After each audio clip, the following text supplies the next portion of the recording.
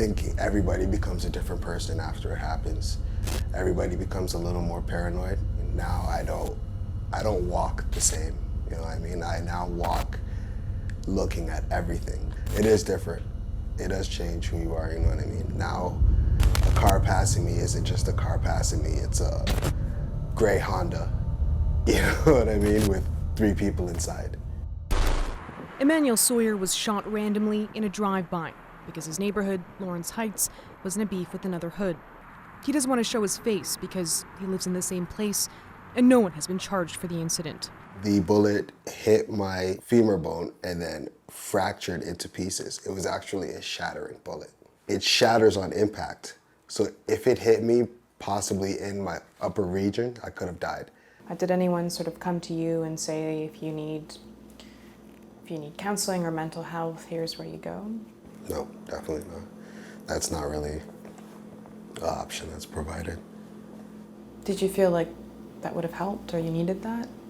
At the time of, yeah, because I remember at the time of getting shot, I was just angry at the time. It's hard to see past what's happened to you at the moment, you know what I mean? Everybody just wants to inflict as much pain on the next person as they've been inflicted on them. We ain't no forgetting around here. We were born and we were so round here. And you wonder why we cold round here, round here. This is the place where 9 years ago, Blackest Ninja was shot. I think this is therapeutic for me, kind of, so. Coming back here? Yeah, come back here. Kept on running straight to the apartment, and they pulled the trigger again, and boom. I got shot in the bottom of my ankle running. But I feel pain constantly, you know. After it healed up and I was walking better, the doctor said that you're going to feel pain for the rest of your life. Do you wish someone had offered you counseling or support in that time? Maybe if somebody came to talk to me at that vulnerable point in my life where I couldn't walk and I would have to sit down and listen to and express myself, maybe I would have handled things, I would be thinking of things different. Even if he'd been offered psychological help and taken it, he worries he might have appeared weak to his friends. You don't go on the block and you see the man there and you're like, yo, man, I'm going for counseling. I need to go talk to this psychiatrist. I mean, I just can't sleep at night. Nobody does that. But I think that I would have still taken it and just, you know, done it on a one-way, and that could have maybe even helped me a little more. But, you know, it's what it is, right? How are you, Evan? I am very blessed. Nice to meet you. Nice to meet you as well. Okay. Thanks for making some time for us today. Welcome to my neck of the woods. You know, look, when we're talking about people who survive gunshots, is there like a stigma for some of them to go and get help? Of course. And is that like... It's not just for young men. In the black community, listen, people generally don't want to go and sit with a therapist or a counselor and say, you know, I've got this problem. Reverend Sky Starr travels around Toronto offering counseling for gunshot victims. She's a trained therapist, but does this on her own time because, she says, no one else does. There's no post-care. There's nothing that's available to say, oh, I know I can go there. If I'm in a crisis in the middle of the night, people call me. Reverend Sky, I'm at this bridge, I'm here, and I'm thinking, oh, good God. This is what happens. They get suicidal. They have all these pent-up emotions. Of course the cycle is going to continue. Trauma is specific to the intensity and the long-term pain that stays with families, you know. So I respond to crisis. So when there's a shooting, everything is here. I get in my car and I go. I give people the permission to grieve and tell them it's okay. Hey, you can have one of this. I sign it at the end. So it's a certificate that gives you permission to grieve. Give them the permission. Because some people are saying, like, young man, you don't need to cry. I said, listen, buddy, you do need to cry. Let me tell you why. You have to create situations that reach them, you know, where they are. So this is part of it. Reverend Starr says when traumatic grief compounds, it festers. That's why she pushes the victims to speak. I say everybody has emotions. And I say, unless you deal with the emotions, express them, release the heaviness that you're feeling, it comes out in frustration and anxiety and shootings and all of that stuff. This is what happens because the emotions are not dealt with. So it's difficult to get them to come.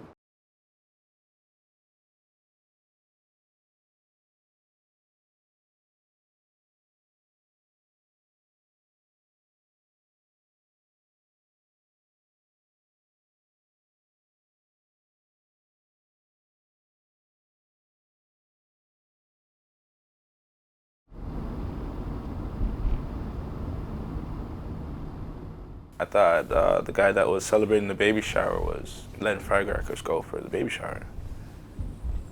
I didn't know it was gunshots until I seen everybody else start running.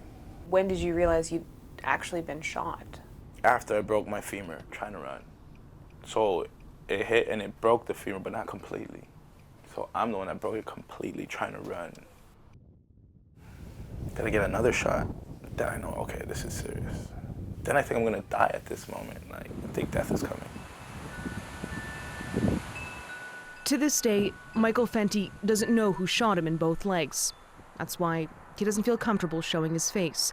What he does know, he wasn't the intended target. I got a metal rod going through my femur, 3 screws in my knee, 3 screws in my hip.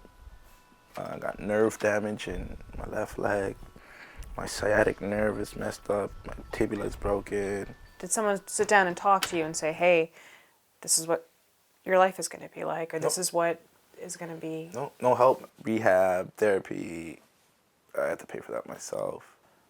Nobody came here to say, hey, this is a program that you can take to help you get help with whatever you're coping or going through. Like, nothing. Got fired from 2 jobs, and I couldn't pay for therapy anymore. I almost got kicked out of this house. My credit card bills are up. I'm in debt because I couldn't work, because I didn't have an income coming in. If I didn't have a good landlord, I'd probably be homeless. Both men were found without vital signs when police arrived at a birthday barbecue underway for a female. She was shot in the torso and taken to a trauma center in critical condition. And I didn't even know I was really shot until after I woke up from surgery. I learned that I wouldn't walk again. Okay, so you're gonna come up and I'm gonna lock your legs. Good. Rochelle Lewis struggles to get to rehab twice a week. A single bullet left her paralyzed on her 28th birthday. She wasn't the intended target. I know it wasn't gonna be easy, especially living on my own, but I have to fend for myself. Nice and slow. Wait. There is no financial help with physiotherapy, which comes to my surprise. Like, so what do we do after that? Like, what if there are people out there that cannot afford? Like, I max out my credit cards every month to pay for this. Okay. If I don't go to physio, you could only imagine that I do not get out of bed, and I don't like that because then everything else gets to me. My mental health gets to me. If you're young and black and you've got a mental health problem, you're more likely to get medication, you're more likely to be admitted to hospital, and you're less likely to get psychotherapy. Dr. Kwame McKenzie is a Toronto-based physician. He runs an institute that advocates for more equitable healthcare in urban communities. So the literature from the States is really clear. People who have been victims of gun violence are more likely to be victimizers in the future, but it doesn't have to be that way. If there are proper psychological interventions, we can stop that cycle. For Michael Fenty, the birth of his daughter 18 months ago gave him the strength to psychologically move past being shot. That's my motivation right there, that little girl. Like, I go through all this pain, no problem. I'll go to work. I'm not gonna let this stop me. Like, I survived it, thank God. So I gotta let this be my motivation to go forward now. His hope that by speaking out, others won't have to suffer in silence the same way he did.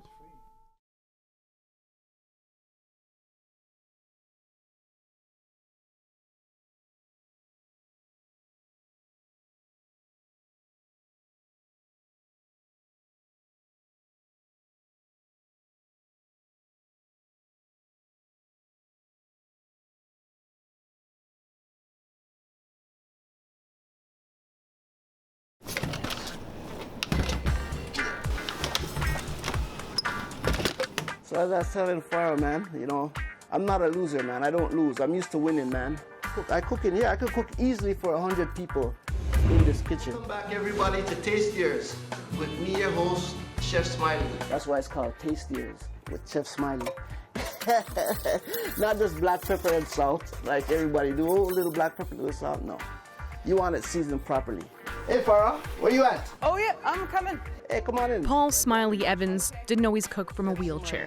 He once stood 6 feet 4 inches tall and was a man about town, doing catering, photography, and video. And I ran my business 25 years in the cooking game, 17 years, party, wedding, whatever. If I'm not in the kitchen, that's what I do. So I was working, I was making my money, man. I was good, you know? 6 years ago, 6 bullets changed all that. Smiley was robbed at gunpoint for his jewelry at a party he was working at. So I got the 2 bullets in my body, the one in the spine and one in the back. This one they can literally take out because this doesn't bother me. It's the one in the spine. I mean, I can do all the little, you know, this and that, right? Not by itself, but I can go like this a little bit. But once it's on the floor, I could do whatever the case is, right? 2.5 weeks I was in ICU for. 2.5 weeks. Farrah, you couldn't even touch my left foot like this. I would lose my damn mind. He didn't go through this ordeal alone. He was able to tap into government services and money to help him recover. He credits his family and friends, too, for their support. Every day people was getting turned away. They're like, who the hell is... After the nurses and whoever was taking care of me, it's like, wow, this guy knows everybody, man. He's, you know, the treatment that they were giving me even went up like a king. You understand what I'm saying? Smiley's story is one of success, but throughout the series, we've brought you stories of people who've fallen through the cracks. What experts say is key: vigorous aftercare that involves mental and physical support. There's a lot of evidence that suggests that right after a person's been shot is the critical moment. This is the moment when all of these parties have to come together and visit a person in hospital and help them navigate this complicated and very difficult time in their life. Ju Young Lee spent years exploring the long-term challenges gunshot victims face in Philadelphia. If they don't have that kind of support and they don't have people helping them, they're much more likely to pick up a gun, they're much more likely to become a victim in a future crime, and henceforth the cycle of violence continues. Smiley says he's made a smooth transition to physio. He was offered supports of all kinds to get where he is today. And the anger of being shot and partially paralyzed, he says, is gone. My mind is strong. At the end of the day, I forgot about that. You know, I let it go, really and truly. Everybody wanted to go after these guys. You know what I'm saying, right? I told my boys, I said, hey, not a drop of blood from them on your hands for me. No. See these guys? Don't put a hand on them, bro. You know what I'm saying? I need a clear conscience at the end of the day.